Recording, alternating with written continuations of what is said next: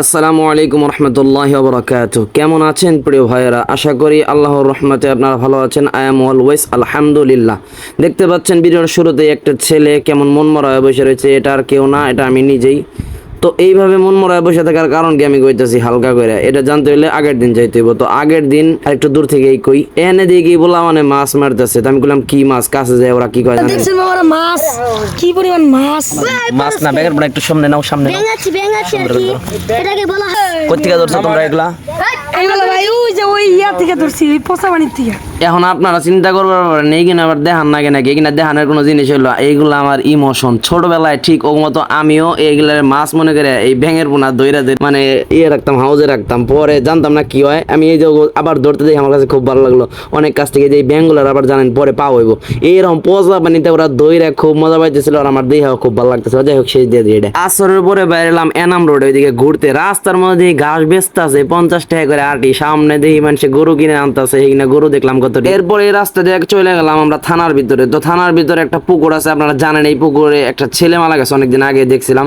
যাইতেছিলাম এই নদীর পারে, এন্দে যাওয়ার সময় দেখি রাস্তার মধ্যে অনেক পানি। পরে আমি পানি আর পারলাম না, পরে এন্দে গেছি। ওইখান থেকে গেলাম আবার একটা জালমুড়ির দোকানে, ফেমাস জালমুড়ি আপনারা চিনেন, নীরব ভাইয়ের জালমুড়ি। এইখানে জালমুড়ি খাওয়ার পরে আমার হুজুর ফোন দিছে, কয় আহো বাতি যা তাড়াতাড়ি আহো। পরে ফোনটা দেওয়ার পরে গেলাম নামাবাজার। হ্যাঁ দেরি হলো কয়টা থেকে, একবার মাগরিবের পর থেকে 8টা পর্যন্ত। 8টার পরে গেলাম ভাটপাড়া থেকে আইলাম রাত 10টা-11টার দিকে ওই শাহীবাগ মাদ্রাসা। তো ওখানে মাদ্রাসায় নামাজ পড়ার সময় দিয়ে একটা বিলাই আমার দিয়ে কি মন করে চান হয়েছে। আমি নামাজ পড়তে একটু ভয় পাইতেছিলাম। আমি কই আল্লাহর ভূত নাকি। পরে আমি কই ভিডিও করি, একটু ভয় দেখাই। ও বাবা একটু ভয় পায় না। পরে কি করছে জানেন?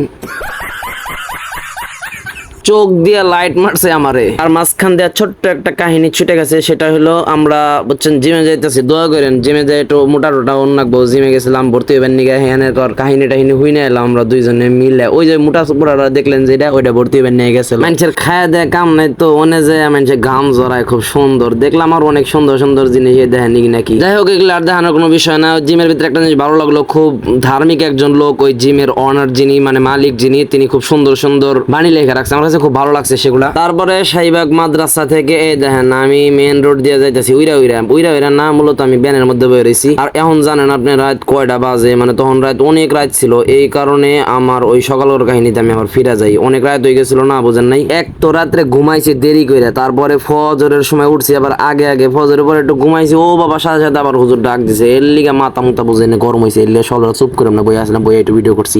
তারপরে হুজুর ডাক দেখ তাড়াতাড়ি পাঞ্জাবি পরে আয়, কোনে যান লাগবো জানেনি তো, গরুর হাটে যাওয়ান লাগবো।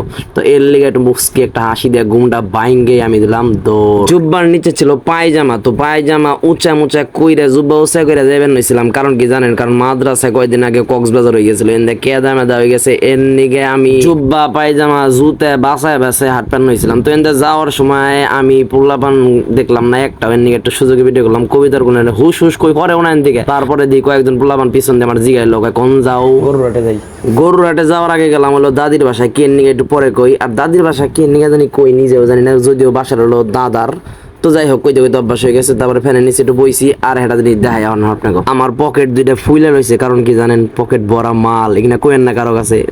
দাদার সামনে ভিডিও করতে শরম লাগে, তো এর নিয়ে পিছন একটু দেখাইলাম হালকা করে। টেহা বাইর করতে না করছে কেউ যেন না বুঝে। তারপর দাদার সাথে রিক্সায় বসে হালকা করে একটু পলায় ভিডিও না করার মতো যেন না বুঝে হালকা করে একটু ভিডিও করলাম। তারপরে দাদার হাতে পিছনে গেলাম এইখানে গ্যান্ডার ওভার ব্রিজে। আর এইখান থেকে পৃথিবীর দৃশ্যটা অনেক সুন্দর লাগতে আসছিল, মানে রাস্তার দৃশ্য। রাস্তার এই পাশে দিই গরুর আটের সাইনবোর্ড, মানে কি কয় গেট বানাই রাখছে, এটাও খুব ভালো লাগতেছিল। তারপর ওভার ব্রিজটা নাইমে ওখানে গরুর যে গেট বানাইছে, গরুর গেট নাকি হাটের গেট, অন দা ঢুইকে হাটের মধ্যে চলে বললাম যাই দিই গরু নাই, সকালবেলা গরু নাই, একবারে কম গরু। আগের বার গতবারের তুলনায় অনেক কম গরু। আর গরু হলো কম কিন্তু দাম হলো বেশি। এর নিগা পরে কি হয়েছে কাহিনী জানেন? তার আগে আপনাকে একটা কাহিনী দিয়ে দিই, কারণ যেহেতু আগামী কালকে ঈদ মোবারক, এই কারণে আপনাকে ঈদ মোবারক জানাইনি হালকা করে।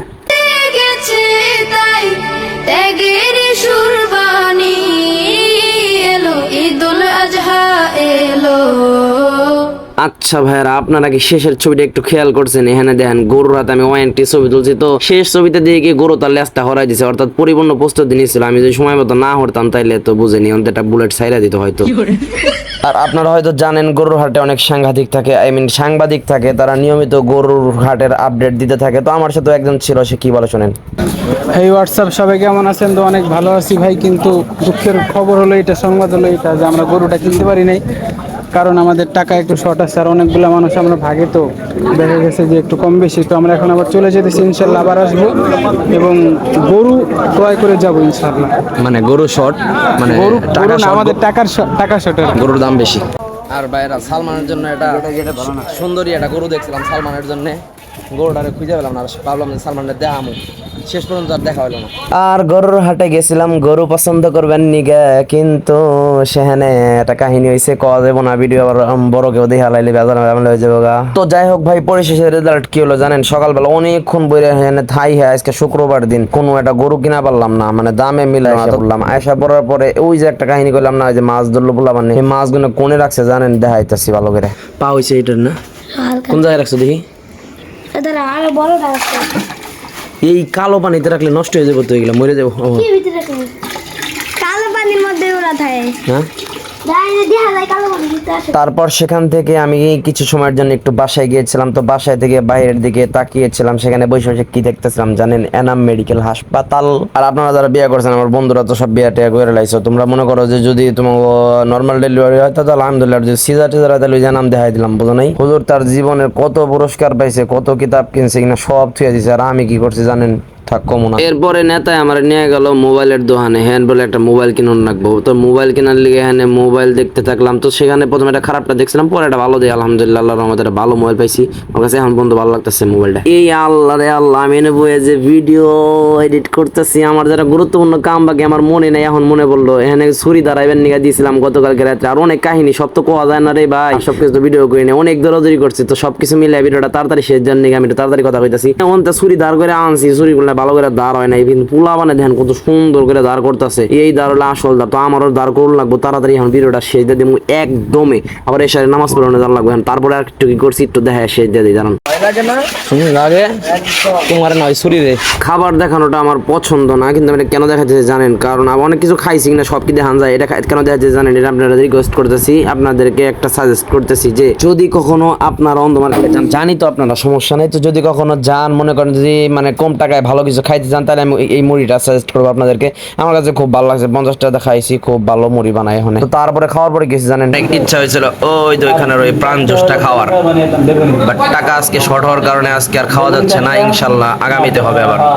ওই জুসটা আমি ছোটবেলায় থেকে অনেক মিস করি।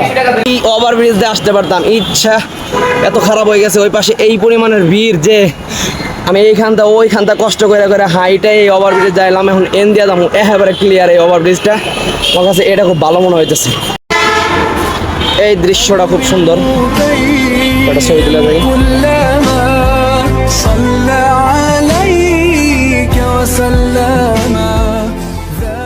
এরপর রিসেন্টলি তোলা কয়েকটা ছবির মাধ্যমে আমি আমার ভিডিওটা শেষ করে দিচ্ছি। তো ভালো থাকবেন, সুস্থ থাকবেন, আসসালামু আলাইকুম ওয়া রাহমাতুল্লাহি ওয়া বারাকাতুহু।